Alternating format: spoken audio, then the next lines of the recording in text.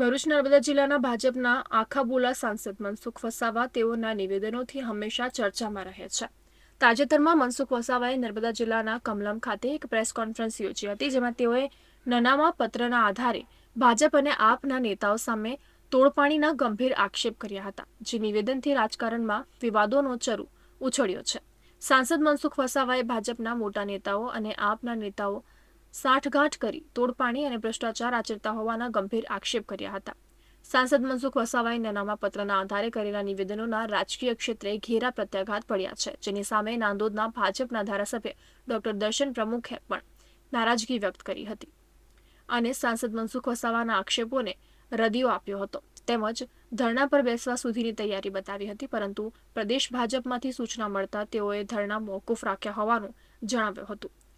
વધુમાં ધારાસભ્ય ડોક્ટર દર્શન દેશમુખે સાંસદ મનસુખ વસાવાના નિવેદનોને ગંભીરતાથી લઈને સાંસદ સામે કોર્ટમાં માનહાનિનો દાવો કરવાની ચીમકી પણ ઉચ્ચારી હતી. ઘણા એવા નામો છે, નનામો પત્ર છે, એટલા માટે એ જેવી રીતના એમની પર જે નનામો પત્ર આવ્યો છે એવી જ રીતના મારી પાસે પણ એવા નનામા પત્રો આવ્યા છે, પણ મેં તમને ના કહ્યું કે એવા પત્રોનો અમે ધ્યાન જ નથી રાખતા. એવા પત્રોનું અમારે જો લોકોને જણાવવું હોય તો અમે જણાવીએ તો ઘણા બધા લોકોની ઇજ્જત આબરૂને ઠેસ પહોંચે એવું છે, પણ અમારે એ લોકોના અમે સંસ્કારી માણસો છીએ, અમારે લોકોની ઇજ્જત આબરૂને ઠેસ પહોંચાડવાનું કામ નથી કરવું. ભારતીય જનતા પાર્ટીને કોઈ નુકસાન નહીં થાય એની અમારા તરફથી પૂરેપૂરી ગેરંટી છે. અમે ભારતીય જનતા પાર્ટીને આનાથી વધુ મજબૂત કરી છે. ભારતીય જનતા પાર્ટીના જ્યારે બે નેતાઓ આક્ષેપ કરે છે તો એમણે જ્યારે આ વાત મૂકી તો એમણે પણ પાર્ટીના ફોરમમાં રહીને વાત કરવા જેવી હતી. મને પણ પૂછવાની ખાલી ફોન કરીને બી વાત કરી હોત કે બેન આમાં આ વિષયમાં શું સ્થિતિ છે, શું વાત છે, જરા આપણે ચર્ચા કરી લઈએ. પણ એમણે એ નિયમ તોડ્યો છે.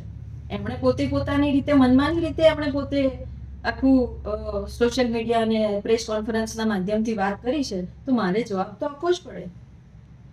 અને ભારતીય જનતા પાર્ટીને નુકસાન અમે ક્યારેય નહીં થવા દઈએ.